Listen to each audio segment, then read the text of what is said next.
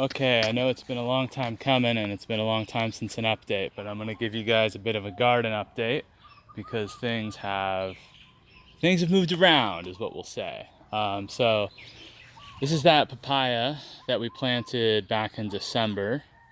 I think it was like maybe 18 inches tall when we planted, and now it's easily, I don't know, 7, 8 feet, maybe 9. Guy's a honker. Big old papaya. And then you can see that the sweet potato over here is basically taken over and seems to be one of the only things that can really compete against a lot of the weeds that are in this yard. That is kind of a constant battle that I'm working against here. A lot of these are going to look familiar. We still got kale going, although it seems to be that we're starting to fight off a lot more um, pests this time of year. So pest load really didn't start until about June. These are those limes that I started a couple of months ago, and we've got 2 here. We've got a Persian lime and a Mexican lime, and it's pretty easy to tell the difference between a Persian and a Mexican lime because the Mexican tends to be a lot more splayed. You can see this kind of habit where it's kind of growing out and falling over. That's very typical of the Mexican lime. And then you can see that the Persian is much more upright, not only in the way that the leaves are attached to the stem, but also in how the stems attach to one another. So this thing's going to be an excellent candidate for going into the ground. You know, I'm probably looking at like maybe another 6 to 8 months. You can see it's got a whole new set of leaves coming out here. So when those get nice and mature, then I think it might be time for this guy to go into the ground. This is just a little fun. Oops, that one's done. This is a California Super Pepper right here. So it's doing really well. I originally intended to put that into the ground, but it's doing so well in the pot, I don't think I'm gonna move it. This is a new addition. Put this compost bay in a couple of, over the course of maybe like the last 3 or 4 weekends. The big thing that I'm finding is that the soil here, the soil costs are not trivial. And so generating my own soil is really going to be key to any real significant gardening effort. So what I did is I've kind of landed on this style build for a frame. And so you'll notice that this box frame and this box frame are identical in terms of their construction. You can see that the actual structures themselves are the same. And what I've done is instead of putting in the corrugated metal panels that I did on this one, I just found some reclaimed wood that was from a trash pile down the road. And this is really, I'm not intending this to be a long-term composting solution. So those panels will break down and fall apart, but it's fine. I doubled them up, so there's lots of wood there to hold the compost in, and I imagine it only needs to last about a year. Because the intention is to then build another identical bed right here and a 4th identical bed right here. And then I'll have 4 identical beds going down here, and I'm going to do all of them with the corrugated metal. And eventually this will get swapped out. The insides will get swapped out with corrugated metal, but only when I no longer have the need for such a substantial composting operation. Okay, let's go to the fruit trees now. So kind of the first I want to talk about is the avocado. You can see here we've got a new flush of leaves coming out of the avocado, and the old leaves are starting to look pretty tired, so it's getting ready for leaf drop. You'll also notice there seems to be a pretty consistent amount of damage to the bottom of the leaves. This is due to some scale insects that you can see here. You can kind of see them doing their work. They don't seem to move around a lot, so I'm not going to do anything about them as long as they're not super mobile and not attacking the young leaves and only attacking the old leaves. It's not worth doing anything about. But this thing has seen excellent growth, and in fact, if I were to pull up this weed protection around the bottom and show you its base, it is just, the roots have completely expanded to basically take over any area not taken over by grass. So I think this thing is going to blow up in the next couple of probably months to years. And what I really expect it to do is I'm going to be training it. Oh my. We are not focused. There we go. Sorry, I don't know how long we were out of focus for. Now I'm all out of focus. Okay, there we go.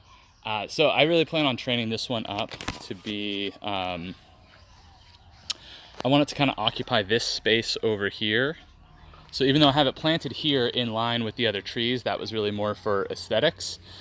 Owing to the plumeria right here, what I think is going to happen is, since there's a little bit of shade up here, what'll happen is the tree will actually start growing more this way, which is a pretty typical thing you'll see in plants. They're going to go where the sun is.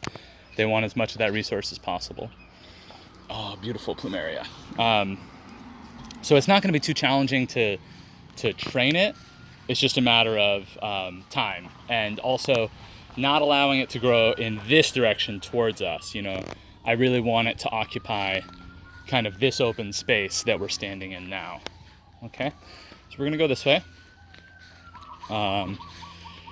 Here we've got the Eureka lime that I put in a couple months ago, and you can see it's got another batch of fresh growth. So this is its first real kind of jump up of fresh growth, and it did it, you know, really a couple weeks ago, so late spring.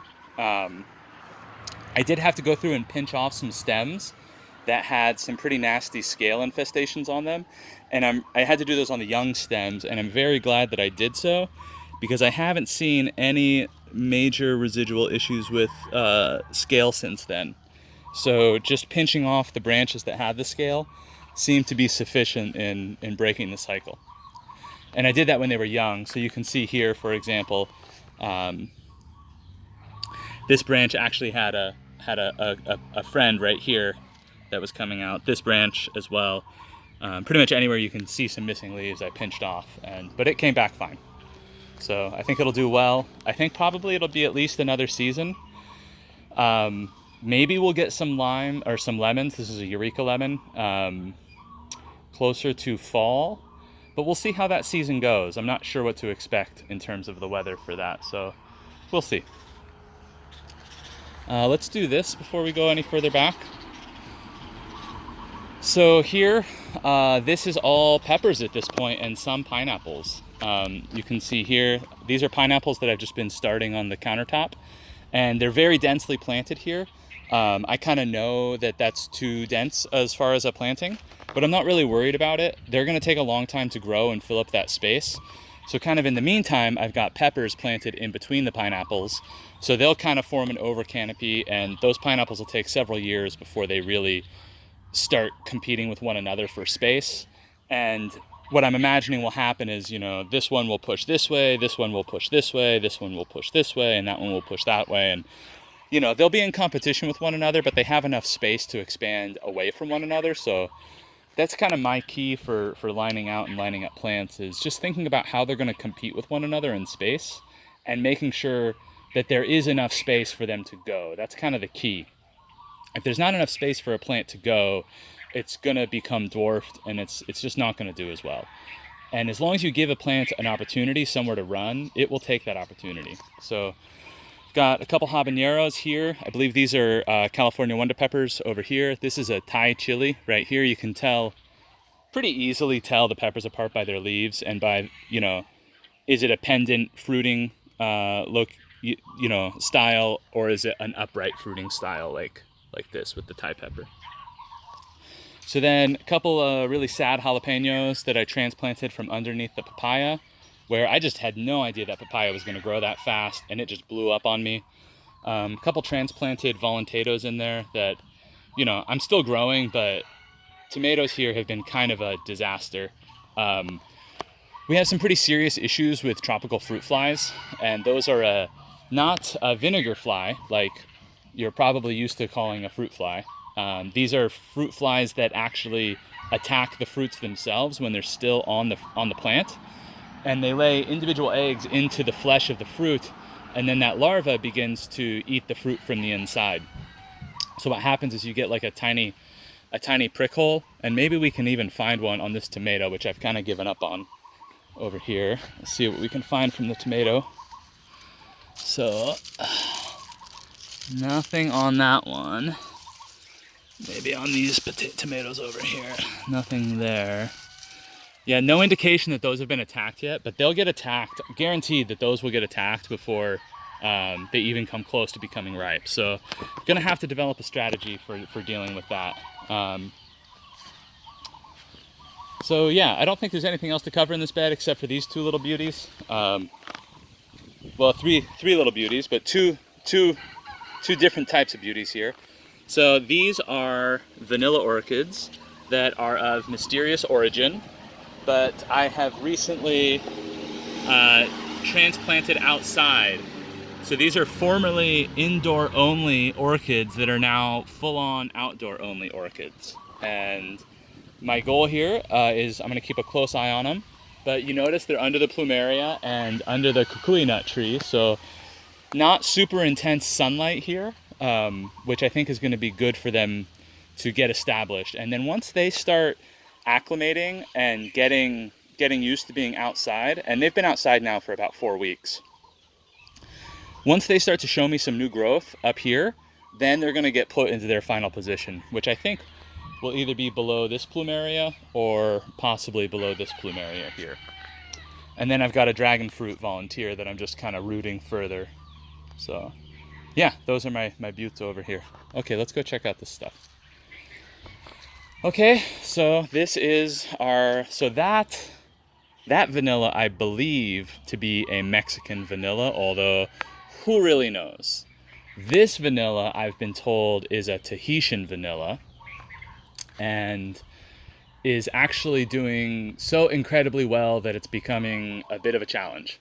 So this is kind of my first time doing vanilla outdoors, and so what I've been doing is I've been grabbing these strands of this tree over here. I think this is some kind of a lucky tree or something is what I was told it was called. But I grab these guys right here, and I just tie a little piece of cordage out of them. And the issue is that if I just let the vanilla go, the tendrils don't lock into anything. You can see here that the tendrils have just spiraled around and aren't really doing anything to hold the plant in place. Here's another example. And so the problem is that there's really a short window when the tendrils are able to actually attach themselves. So by using a little bit of this cordage, which will fall away eventually, you can see that the tendril has, instead of just kind of going wild, it wants to grab onto something and hold on tight. And you can see here, kind of moving up the stem, that it has done so. And I'm doing that by just applying these little cords here and there, and then the tendrils find their own way to bite in. So this is a really easy solution, but I do want the vine is growing very quickly, actually much more quickly than I can keep up. And I do want the vine to actually rotate and spiral around the tree to get as much attachment to the tree as possible. So I'm having to figure out how to manage that spiral using the cordage, but it's going pretty well. You can see down here at the base that it's just really healthy. There's no dead or dying parts to it. It's just all looking pretty good. Now I haven't gotten any new growth out of this third vine that was on here. It's just kind of been hanging out the whole time, so we'll see. But this other little start here, you can see, has quite a few little tendrils coming up, and is really starting to get established. Yeah, and then you can see it's got a little bit of attachment down here.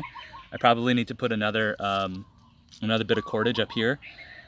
Really, if you bring these guys, if I bring them closer in and kind of like force them to attach themselves, they just get such a better attachment to the tree.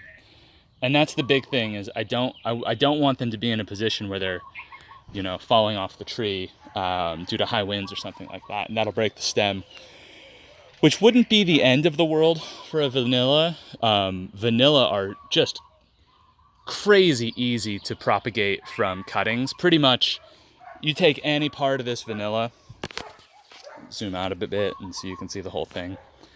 If I were to take any part of that vanilla vine and just bury at least at least one healthy, alive tendril and node under the ground, it will start growing again. Those tendrils will basically become rooting tendrils within a few weeks. And then bada boom, bada bing, you got another vanilla vine going. You plant the rooted tendril down at the bottom and it'll start creeping up the top just like that. So ultimately, this is going to get too big and I am going to have to break it off at the top and then bring it back down to the bottom, but that'll be fine. Okay, coming back a little further, here we've got the Australian finger lime. And this guy has been doing okay. He looks really good today, but I haven't seen a second flush of leaves come off of him yet. It seems to be a little warm here for this, even though I've got it planted, as you can see, in a very kind of cool, very shaded part of the yard. It seems to have really enjoyed that. I think it might be a little too warm here in Makaha for this guy. And you notice I do keep the water or the grass watered around it. I've tried to keep it a cool environment, but when it's a really hot day, this guy will sag a little bit and you'll see these younger leaves will kind of bend over and he just won't look as happy. And what I haven't seen yet and what I'm looking for even right now is evidence of a second flush of leaves for this season, which would tell me that it's happy and good with the position that it's in. It did give me a really nice first flush of leaves, but that was almost immediately after planting, and that would be closer to maybe early March. So it could just be the seasonality of this plant does its leafing in maybe early March, and I would guess probably correspondingly late fall. So we'll see. Keep an eye on it. Keep it wet. Keep it watered. This is my Vaughn cactus. I'm not a huge fan of growing cactus. I've spent too much time in the cactus. They take up a lot of space, and what are you going to do with it, you know? They look cool, but, you know, ultimately they're kind of a pain. But this one's really cute. I'm going to keep it going for now. And you see that I've got a bunch of new volunteer baby cactus coming up around the base. So those will be fun to deal with. This whole thing's going to have to get taken down pretty substantially. You can see there's a lot of old growth on it. But until I've got another bin, I'm not doing anything with this guy. But I do have a plan to take that thing down.